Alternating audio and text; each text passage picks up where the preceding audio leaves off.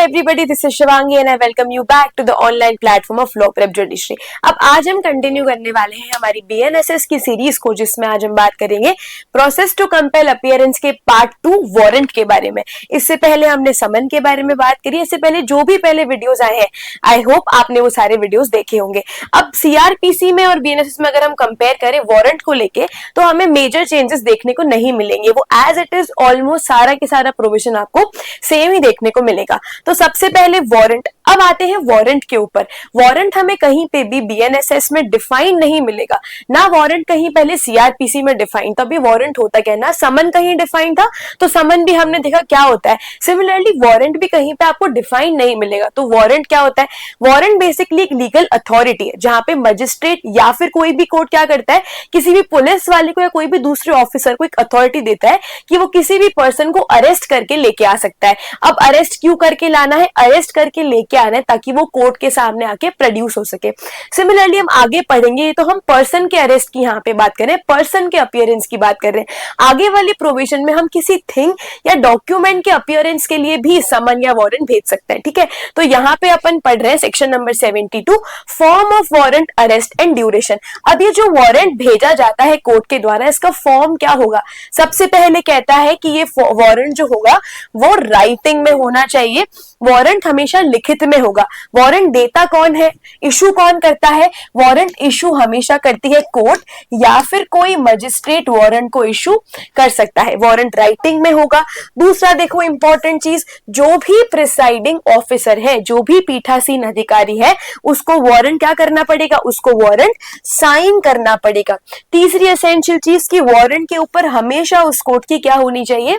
Seal होनी चाहिए। तो वारंट राइटिंग में होना चाहिए, वारंट साइंड होना चाहिए और वारंट के ऊपर सील होनी चाहिए। ये सेम चीज आपको तीनों के तीनों प्री में पूछ सकते हैं, प्लस इसका बड़ा सवाल या फिर शॉर्ट क्वेश्चन में आपको मेंस में भी इसके बारे में पूछा जा सकता है। ठीक है, अब देखो दूसरी चीज, ये वारंट कब तक रहेगा? मानो किसी एक्स मजिस्ट्रेट ने किसी पुलिस वाले को बोला कि आपको जाके किसी एक व्यक्ति को अरेस्ट करना है, तो अब ड्यूरेशन क्या होगा, कब तक वो वारंट एग्जिस्टेंस में रहेगा? इसके लिए हमको कहते हैं, या पहला कि जब अगर वो कोर्ट खुद, जिसने वारंट इशू किया है, वो कोर्ट खुद क्या करती है, वारंट को कैंसिल कर देती है। या फिर दूसरा कब, जब वो वारंट एग्जीक्यूट हो जाता है। इसका मतलब जिस भी व्यक्ति का नाम लिखा हुआ है अरेस्ट करने के लिए वारंट में, उस व्यक्ति को अगर अरेस्ट कर लिया जाता है तो ऑटोमेटिकली वारंट खत्म हो जाएगा। तो ये ड्यूरेशन ऑफ वारंट का भी सवाल आपको पूछा जा सकता है। बहुत सिंपल से प्रोविजन है, करना कुछ नहीं, इसमें बस आपने उसको याद करना है। Correct, section number 72।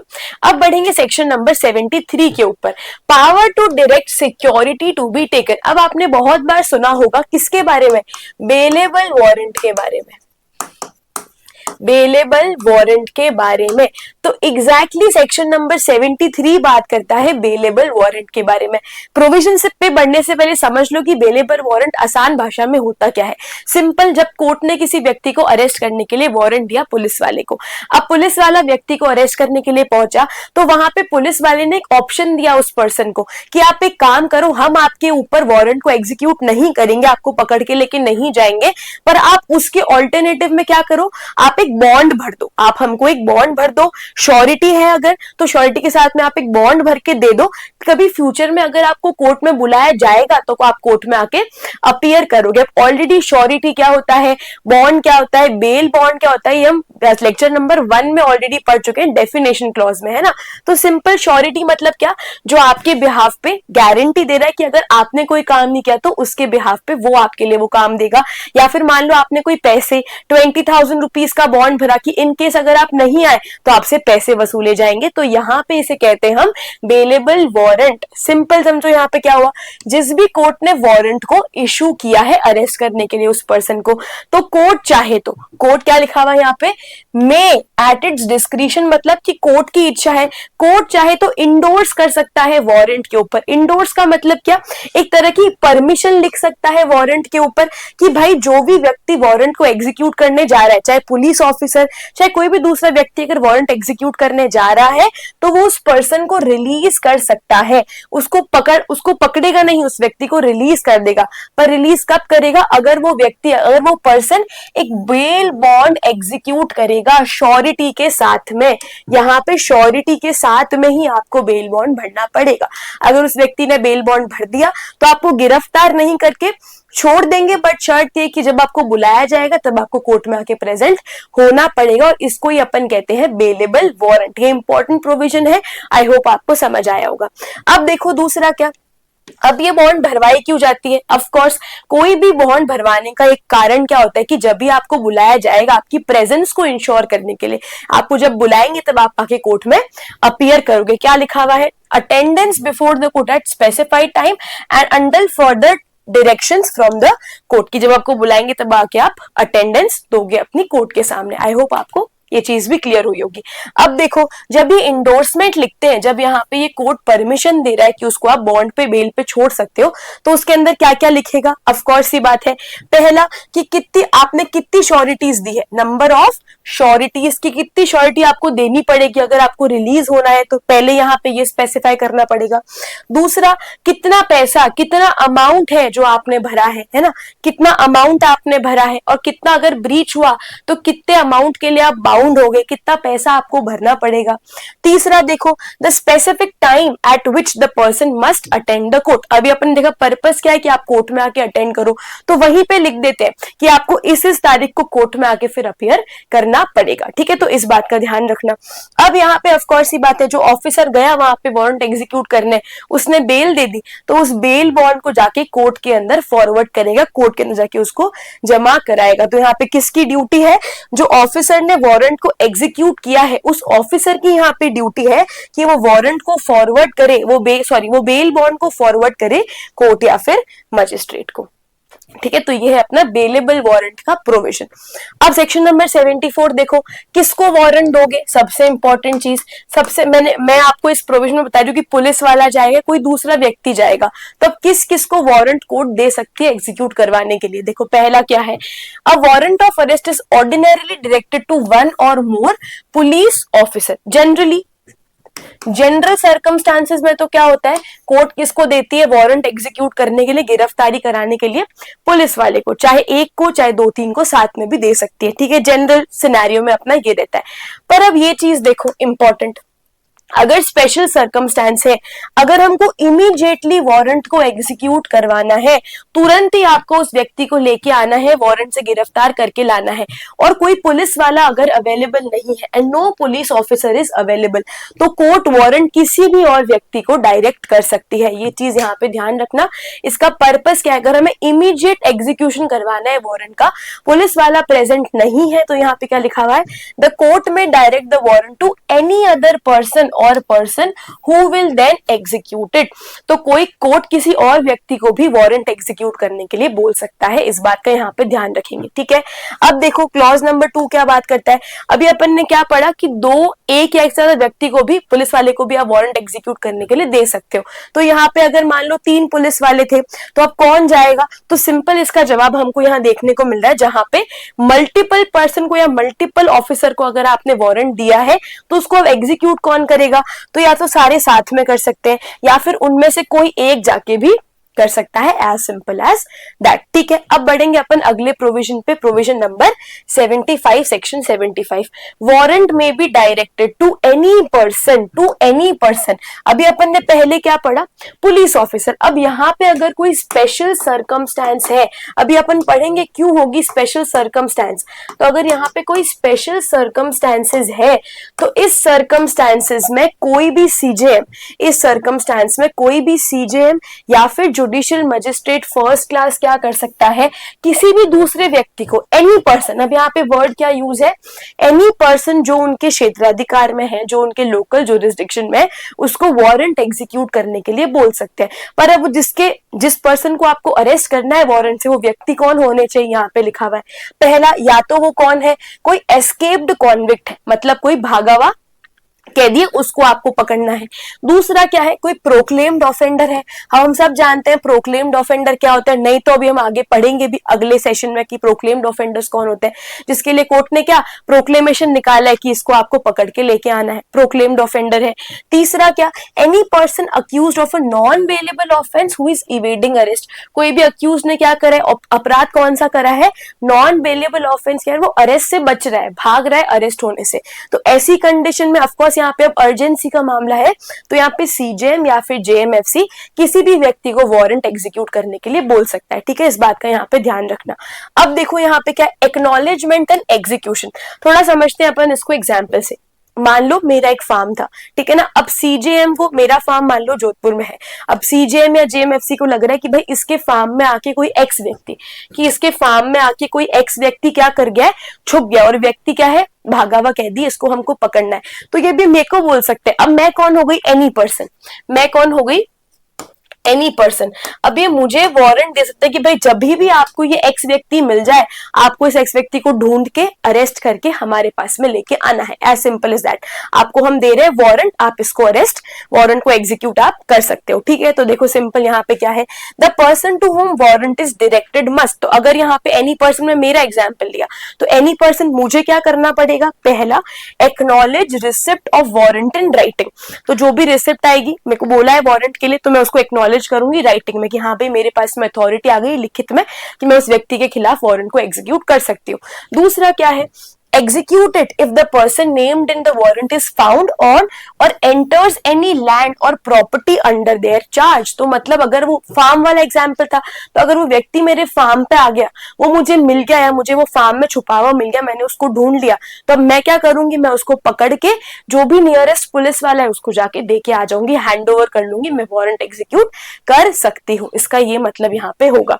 अब देखो, अब मैंने अगर उसको अरेस्ट कर लिया, प्रोसीजर आफ्टर अरेस्ट क्या होगा, जो भी व्यक्ति जिसका भी नाम था, जिसको भी मुझे अरेस्ट करना था, उसको मुझे हैंड ओवर करना पड़ेगा, मुझे उसे लेके जाना पड़ेगा नियरेस्ट पुलिस स्टेशन में, नियरेस्ट पुलिस ऑफिसर के पास में। और उसके अलावा दूसरा देखो ये वाला पॉइंट, जब मैं उसको पुलिस वाले के पास में लेके गई तो पुलिस वाला अब क्या करेगा, उसको नियरेस्ट मजिस्ट्रेट के पास लेके जाएगा, ऑब्वियस सी बात है। पर अगर यहाँ पे पुलिस वाले ने कौन सी अथॉरिटी एक्सरसाइज कर ली, सेक्शन नंबर 73 वाली, मतलब अगर उस व्यक्ति को क्या किया, इस एक्स व्यक्ति को क्या किया, अगर बेल पे छोड़ दिया, बेल पे छोड़ दिया, तो ऑफ कोर्स उसको अब मजिस्ट्रेट के पास में ले जाने की जरूरत नहीं पड़ेगी। ठीक है, आई होप ये चीज आपको क्लियर हुई होगी। अब देखो 76 क्या बात करता है, warrant directed to police officer. अब यहाँ पे इसका मतलब क्या है, ये कहता है कि मान लो कोर्ट ने किसी एक्स पुलिस ऑफिसर को बोला कि आपको जाके ए पर्सन के खिलाफ वारंट को एग्जीक्यूट करना है, इसको आपको पकड़ के लेके आना है। ठीक है, अब ये एक्स व्यक्ति क्या कर सकता है, इसका नाम था ओरिजिनल ऑर्डर में, इसका नाम किस में था, ओरिजिनल ऑर्डर में इसका नाम था कि इसको वारंट एग्जीक्यूट करना है। अब ये चाहे तो क्या कर सकता है, वाई को बोल सकता है, ये चाहे तो किसी और पर्सन को एक चीज एंडोर्स कर सकता है, किसी और पर्सन को परमिशन या अथॉरिटी दे सकता है एक को पकड़ के लेके आने की। सिंपल यहाँ पे ये चीज की हम बात देखते हैं। अब warrant directed to a specific police officer, अगर आपने एक्स को दिया है, can also be executed by another police officer, y भी उसको एग्जीक्यूट कर सकता है अगर ओरिजिनल ऑफिसर एंडोर्स करता है, इसका नाम इसको परमिशन देता है वारंट के अंदर। ठीक है, ये चीज क्लियर हो जाएगी आई होप आपको। अब देखो 77 भी इंपॉर्टेंट है, डायरेक्टली पूछ सकते हैं। Notification of substance of warrant, जब आप किसी व्यक्ति के घर पे वारंट लेके जाते हो, जब पुलिस वाला वारंट लेके जाता है तो वो व्यक्ति पूछ सकता है आपको, वो पर्सन पूछ सकता है कि भाई आप मुझे क्यों अरेस्ट करना है, मुझे पहले वारंट दिखाओ, गिरफ्तारी का वारंट मेरे को दिखाओ। तो यहाँ पे अगर कोई व्यक्ति आपको पूछता है, पुलिस ऑफिसर को या जो भी दूसरा व्यक्ति जो वारंट को एग्जीक्यूट कर रहा है, उसको नोटिफाई करना पड़ेगा, सामने वाले पर्सन को बताना पड़ेगा कि क्यों आपके खिलाफ ये वारंट, जैसे फॉर एग्जाम्पल वो पूछ ले कि क्यों है, तो आप उसको बताओगे कि भाई आपने ये अपराध किया, इसलिए आपके खिलाफ जो है वो वारंट निकाला गया है कोर्ट ने, हम इसको एग्जीक्यूट करना है। तो उसको बताना पड़ेगा कि वारंट के अंदर क्या क्या लिखा हुआ है। ठीक है, फिर देखो दूसरा, show the warrant to the person if they request it. अगर वो मांगते हैं कि मुझे वारंट दिखाओ, पूछ रहे हैं कि हमें वारंट दिखाओ, तो आपको वारंट दिखाना भी पड़ेगा, ठीक है। तो 77 का आप ध्यान रखेंगे। अब देखो 78, person arrested to be brought before the court without delay, very important. जब आप कोई वारंट एग्जीक्यूट करते हो, आपने पर्सन को अरेस्ट कर लिया, वारंट आपने एग्जीक्यूट कर लिया, तो अपने पास तो हम नहीं रख सकते, पुलिस कस्टडी में हम नहीं रख सकते, तो हमें क्या करना पड़ेगा, पुलिस वाले को मजिस्ट्रेट के सामने उस व्यक्ति को पेश करना पड़ेगा। टाइम पीरियड क्या है, सबसे फर्स्ट क्लॉज क्या है, विदाउट डिले, कि बिना कोई डिले करे, बिना कोई विलंब करे आप उसको मजिस्ट्रेट के पास में लेके जाओगे। अब टाइम पीरियड दे रखा है कि 24 आवर्स के अंदर, जब वो आप उसको लेके आ गए अरेस्ट करके, 24 आवर्स के अंदर आपको उसको मजिस्ट्रेट के पास में लेके जाना पड़ेगा, और इसके अंदर ट्रैवल का टाइम हम इंक्लूड नहीं करते, ठीक। देखो यहाँ पे, the delay must not exceed 24 hours, 24 घंटे में आपको उसको लेके जाना पड़ेगा, और इसके अंदर हम ट्रैवल टाइम को इंक्लूड नहीं करते हैं, ठीक है।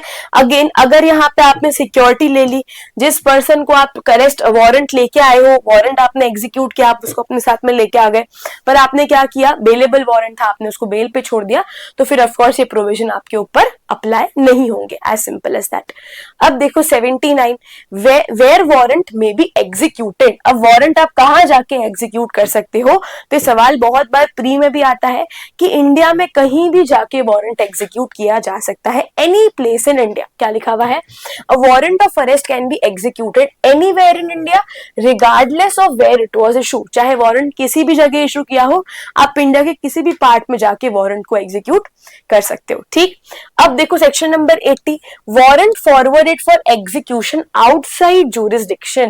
अब यहाँ पे ये चीज इंपॉर्टेंट है। अभी तक जो अपन ने प्रोविजन पढ़े वो क्या थे, जुरिस्डिक्शन के अंदर, कि मैंने जोधपुर में कोई कोर्ट है, जोधपुर के पुलिस वाले को बोला कि जाके वारंट एग्जीक्यूट करके लेके आओ। अब यहाँ पे क्या है, आउटसाइड जुरिस्डिक्शन, मतलब जोधपुर वाले को दिल्ली में कोई भेजना है, तो क्या सीन रहेगा। तो देखो यहाँ पे, when warrant needs to be executed outside the local jurisdiction of the issuing court. Issuing court Jodhpur का है, पर उसको वारंट कहाँ एग्जीक्यूट करवाना है, दिल्ली में। तो अब ये जोधपुर वाला कोर्ट जो है वो क्या करेगा, इसके प्रोविजन अपन यहाँ पे सेक्शन नंबर 80 में पढ़ेंगे। सबसे पहले देखो, कोर्ट क्या करेगा, वारंट को फॉरवर्ड करेगा, भेजेगा, दिल्ली भेजेगा। कैसे भेज रहा है, चाहे पोस्ट के द्वारा भेजे, चाहे कोई भी और मीन्स के द्वारा भेज रहा है। दिल्ली में किसको भेज रहा है, ये ध्यान रखना, अथॉरिटी के नाम, executive magistrate, district superintendent of police, DSP, या फिर कमिश्नर ऑफ पुलिस को भेजेगा, जहां पे उसको वारंट एग्जीक्यूट करवाना है। मतलब दिल्ली के एग्जीक्यूटिव मजिस्ट्रेट, डीएसपी या फिर कमिश्नर ऑफ पुलिस को वारंट भेजेगा, ठीक है। ये चीज ध्यान रखना पहला। फिर देखो दूसरा, जब इनके पास में वारंट आए, किसके पास में, ईएम के पास में, डीएसपी के पास में, या फिर कमिश्नर के पास में वारंट आए, तो वो क्या करेंगे, वारंट पे उनका नाम लिखेंगे, वारंट पे उनका, कि हमारे पास अब अथॉरिटी है कि हम जाके वारंट को एग्जीक्यूट करवा सकते हैं। क्या लिखा हुआ है, must endorse their name on the warrant and if practicable ensure execution as per the prescribe procedure. अपने वारंट पे नाम लिख के, जैसे भी अपन उस वारंट को एग्जीक्यूट करवाते हैं जनरली, वैसे उसको एग्जीक्यूट करवाएंगे, ठीक। अब देखो, along with the warrant the issuing court must send. अब वारंट तो भेज दिया जोधपुर की कोर्ट ने, अब साथ में और क्या भेजना पड़ेगा।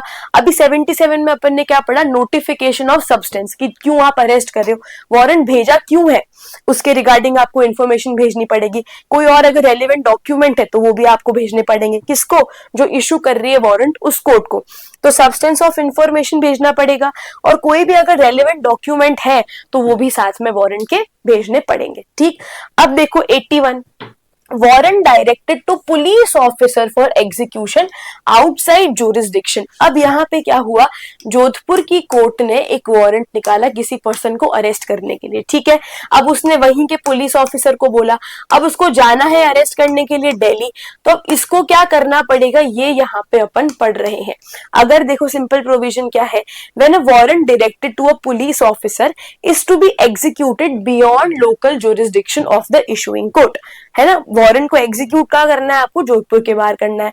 तो the officer must ordinarily take warrant to, अब ये जो पुलिस वाला कहाँ लेके जाएगा वारंट, उस दिल्ली के एग्जीक्यूटिव मजिस्ट्रेट के पास में, या फिर पुलिस ऑफिसर के पास में। अब यहाँ पे पुलिस ऑफिसर की रैंक स्पेसिफाई है, not below the rank of officer in charge of police station. ठीक है, जोधपुर वाला क्या करेगा, दिल्ली के एग्जीक्यूटिव मजिस्ट्रेट या फिर police officer not below the rank of officer in charge of police station के पास में उस वारंट को लेके जाएगा। अब ये दोनों अथॉरिटी क्या करेगी, ये दोनों अथॉरिटी या तो ईएम या फिर वो पुलिस वाला क्या करेगा, उसका नाम, इस पीओ का नाम इंडोर्स कर देंगे उस वारंट में कि भाई इस पीओ के पास में क्या है, ये एक्स व्यक्ति के पास में क्या है, अथॉरिटी है वारंट को एग्जीक्यूट करने की। ठीक, अब देखो, अब जो एंडोर्समेंट, जो उन्होंने परमिशन दी, यहाँ पे जो अथॉरिटी ने यहाँ पे परमिशन दी, ये क्या है, अब इसके पास में, एक्स के पास में सफिशिएंट अथॉरिटी आ किसी पर्सन को जाके अरेस्ट करने की। ठीक है, अब ये साथ में चाहे तो किसी और लोकल पुलिस की भी हेल्प ले सकता है, ये एक्स व्यक्ति किसी दिल्ली की लोकल पुलिस की भी हेल्प ले सकता है वारंट को एग्जीक्यूट करवाने में। ठीक है, अब ये देखो, ये इंपॉर्टेंट चीज है। अब अगर जहां पे जोधपुर की कोर्ट ने वारंट निकाला, इस एक्स व्यक्ति को जाना है दिल्ली में और मामला क्या है, अर्जेंट है, उसके पास इतना समय नहीं है एक्स के पास में कि जाके पहले वो परमिशन ले ईएम से या फिर पुलिस वाले से, इतना समय नहीं है, मामला अर्जेंट है, तो फिर क्या है, यहाँ देखो, if there is a reason to believe that obtaining endorsement would cause delay, अगर उसने यहाँ पे परमिशन ली, एंडोर्समेंट लिया, तो लेट हो जाएगा, डिले हो जाएगा। मान लो वो पर्सन कौन है, अक्यूज पर्सन भाग जाएगा, है ना, छुप जाएगा, would cause delay which would prevent execution of warrant, उससे क्या होगा, वारंट फिर एग्जीक्यूट नहीं हो पाएगा।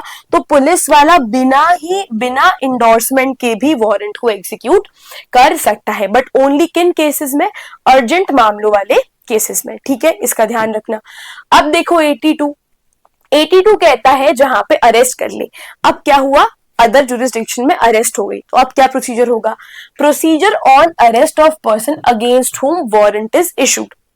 जब अरेस्ट कर लिया, the arrested person must be taken before, arrest करके कहां लेके जाओगे, ऑफ कोर्स ही बात है, the court that issued the warrant. अच्छा, यहाँ पे क्योंकि हम किसकी बात कर रहे हैं, आउटसाइड जुरिस्डिक्शन की बात कर रहे हैं, तो अब यहाँ पे क्या हुआ, वो आप मान लो एक्स व्यक्ति के बारे में अपन बात करते हैं, पिछला पुलिस वाला एक्स, ठीक है, उसने पर्सन को अरेस्ट कर लिया, तो अब अगर मान लो जहां पे वो अभी प्रेजेंटली है, तो उसके 30 किलोमीटर के दायरे में अगर जिस कोर्ट ने इशू किया था वारंट, वो अगर है, तो वो कहां लेके जाएगा अरेस्टेड पर्सन को, उस इशूइंग कोर्ट के पास में। अगर 30 किलोमीटर के रेडियस में वो कोर्ट नहीं है जिसने ओरिजिनली वारंट इशू किया था, तो वो कहां लेके जाएगा अरेस्टेड पर्सन को, दूसरी अथॉरिटी के पास में, जैसे कि कौन, नियरेस्ट एग्जीक्यूटिव मजिस्ट्रेट, डीएसपी या फिर कमिश्नर के पास में। ठीक है, तो ये 30 किलोमीटर का यहाँ पे आपको ध्यान रखना है। ठीक है, और अगेन अगर वो चाहे, पुलिस वाले ने अगर मान लो सिक्योरिटी ले ली है, बेल पे छोड़ दिया, तो फिर ये प्रोविजन अप्लाई ही नहीं होंगे। ठीक है,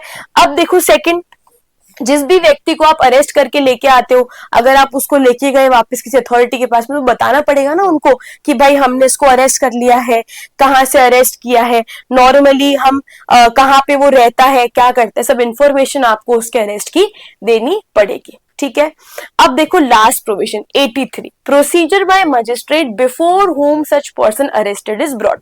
तो आप पहले वाले में क्या करा था, आप उसको मजिस्ट्रेट के पास में लेके आते हो, अब मजिस्ट्रेट क्या प्रोसीजर अपनाएगा वो हम 83 के अंदर पढ़ेंगे। देखो, एग्जीक्यूटिव मजिस्ट्रेट, डीएसपी या फिर कमिश्नर क्या करना पड़ेगा उसको, सबसे पहले अगर देखो 30 किलोमीटर में था तब तो इशूइंग कोर्ट के पास ले गए, बात खत्म हो गई। अगर 30 किलोमीटर में नहीं था तो कहां लेके आए, ईएम के पास में, डीएसपी के पास में या कमिश्नर के पास में।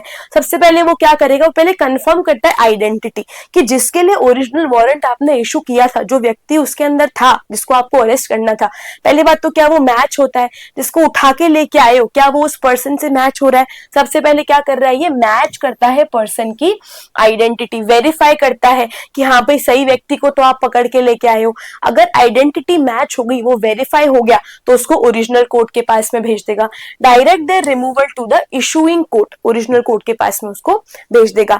अब देखो यहाँ पे, अगर जिस ऑफेंस के लिए उसको पकड़ा है, जिस ऑफेंस के लिए उसको आपने वारंट आपने निकाला है, उसको पकड़ा है, वो ऑफेंस कैसा है, बेलेबल ऑफेंस है। कैसा है, बेलेबल ऑफेंस है। तो यहाँ पे क्या है, आप उस व्यक्ति से पूछ सकते हो कि भाई क्या आपको बेल देनी है, क्या आपको छूटना है बेल पे। अगर वो बेल देने के लिए राजी है तो आप 73 के अकॉर्डिंग उसको बेल पे छोड़ दोगे, बेल पे छोड़ के वापस उसकी बॉन्ड जो है वो फॉरवर्ड कर दोगे आप जिस कोर्ट ने इशू किया था वारंट उस कोर्ट को। पर अगर मान लो जो अपराध उसने किया वो कैसा है, नॉन बेलेबल ऑफेंस है, तो यहाँ पे अब कौन सिर्फ बेल पे कौन छोड़ सकता है, सीजेएम या फिर सेशन जज जो है उस डिस्ट्रिक्ट के, वो सब कुछ देखने के बाद में, डॉक्यूमेंट्स वगैरह देखने के बाद में चाहे तो उसे बेल लेके उसको बेल पे छोड़ सकते हैं, ठीक है ना। तो इन अथॉरिटीज का यहाँ पे आपको ध्यान रखना है। क्या देखते हैं वो, किसको रिव्यू करते हैं, वो इन्फॉर्मेशन जो अपन ने पढ़ी थी 80 में, डॉक्यूमेंट जो साथ में फॉरवर्ड होते हैं, उसको देख के सीजेएम या फिर सेशन कोर्ट चाहे तो उसको बेल पे छोड़ेगा। कब, जब ऑफेंस जो उसने किया है वो कौन सा ऑफेंस है, नॉन बेलेबल ऑफेंस है। अगेन यहाँ पे इंपॉर्टेंट एक और चीज, जो पुलिस वाले के पास में जो पावर है 73 पे सिक्योरिटी पे छोड़ने की, बेल लेके छोड़ने की, वो तो हमेशा उसके पास में रहने ही वाली है, राइट। अब अगले लेक्चर में अपन पढ़ेंगे प्रोक्लेमेशन एंड अटैचमेंट के बारे में, ठीक है। और उसके अलावा जो भी आपने लेक्चर्स देखे हैं, अगर आपको कुछ समझ नहीं आया तो आप मुझसे कमेंट में पूछ सकते हैं, ऑलराइट। अगर आप चाहते हो स्कॉलरशिप टेस्ट देना, अगर आपको एडमिशन लेना है कोई भी कोर्सेज में, तो यहाँ पे आप स्कॉलरशिप टेस्ट भी दे सकते हो, जहां पे you can win up to 100% scholarship. Medium, of course जो हिंदी मीडियम वाले हैं उनके लिए टेस्ट हिंदी मीडियम में भी होगा और इंग्लिश मीडियम में भी होगा। और आप चाहो तो जोधपुर जयपुर में ऑफलाइन दे सकते हो, वरना ऑनलाइन का तो आपके पास में हमेशा ऑप्शन ही है।